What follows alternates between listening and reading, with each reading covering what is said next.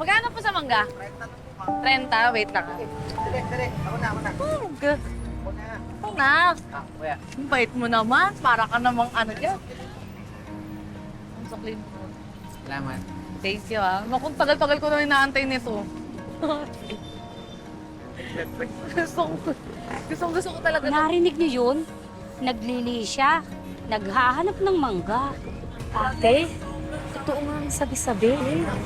Please, ako ka nga ng ama. Ang bait naman ni Oka. Alaga. Parang gusto ko. Hoy! Ako ba pinag-uusapan nyo dyan? Harap-harapan, rinig ko kayo. Oh. Para kayong suman ha. Lalagit nyo Makati nyo ng problema. Mga hayop na to. Wala kayong magawa, no?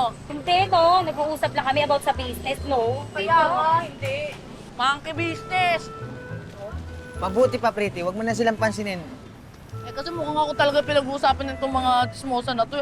Eh kasi nga, talaga pag-uusapan ka. Baka nagagandahan sila sa'yo.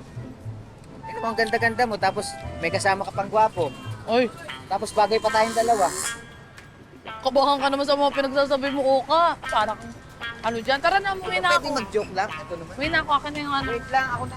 Ako na, kaya ko naman mag-isip. Ako na. Ako na, Oka. Sabing ako na eh.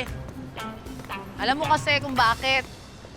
Na-realize ko kasi, si Hector kasi yung love of my life ko dati. Tapos, sa kanya lang talaga ako nakafocus. Alam mo yung gusto kong magkaanak na 10 mga batang makukyut, nakamukha ko lahat.